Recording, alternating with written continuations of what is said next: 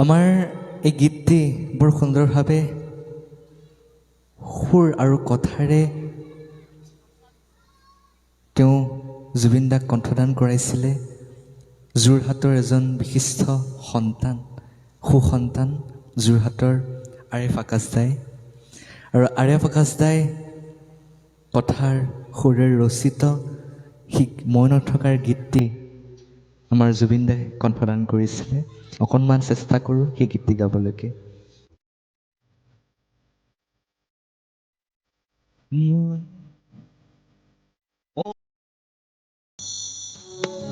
যিদিন